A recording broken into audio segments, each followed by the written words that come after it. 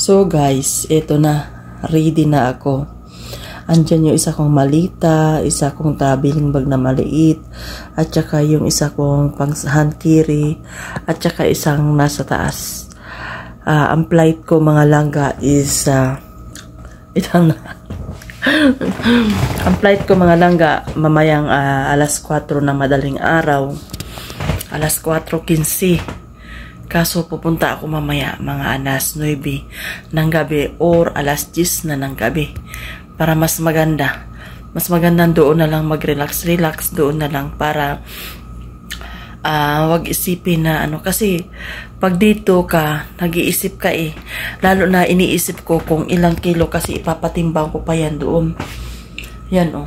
Para sigurado, ipapatimbang. Natimbang na yan dito. Ito, 19.20. Di ko sure kung insaktong 19 yan.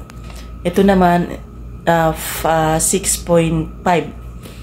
Ayun naman laki is ano siya, 20.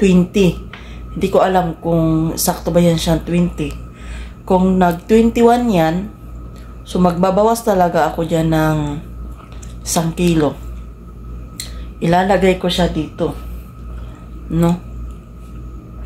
Ngayon dito, di ko alam kung sakto rin ito. Kailangan ko talagang maaga kasi ipatimbang ko pa yan dito doon ng gusto. Ang bayad daw doon sa pagtimbang is ang medium. Ewan ko lang kung totoo ha, kasi napapanood ko lang sa video sa mga YouTube or sa Facebook, sa social media. Ito daw ay 2 real. Yun daw ay 3 real. Ewan ko lang kung totoo. Ito daw, basta ewan ko. Mamaya yan malalaman kasi iba-vlog ko pa rin yan dahil at least alam nyo na yung totoo na magkano talaga ang 1 kilo na pagpatimbang doon sa timbangan. Doon sa airport dito sa Riyadh. Kasi mas maganda. Ako may timbangan ako dito. Bumili ako na isang araw ng battery para sure ball. Pero hindi pa ako makontento eh. Wala na akong ginawa kundi magtimbang na ako na magtimbang. Kasi syempre, ang iba kong mga kargada nandoon na. Pinadala ko na yung chocolate. Nagbawas ako ng chocolate eh. Dapat pala, ang ginawa ko pala, kasi ang laman ng chocolate na ang laman kasi na isang bag na yan, na chocolate, is 3 kilo. So, ang ginawa ko lang pala dapat, inubos ko lang sana yung chocolate eh. So, kahit 1 kilo lang sana nagtira dyan, no? 2, nabawasan sana. Di sana ako mamumblima. Diba? Kasi yung 4 kilo din doon ng paano ko, aircraft, anong aircraft? Air cargo kasi yun eh. So, ang 1 kilo doon is 10 SR. Hanggang limitasyon nila is 20 SR. 20 kilos. So, sa akin na ay 8, ano lang to siya. Ang binayaran ko is 200 plus pa rin.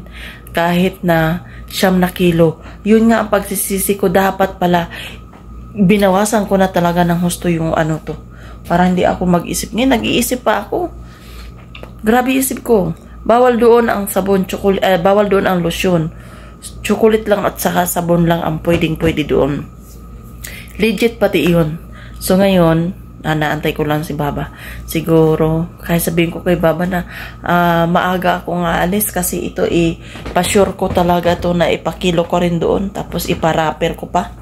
Para sigurada at doon na lang ako mag-aantay. Diba? Abangan nyo mga langga yung aking pagbablog ulit. Maraming salamat.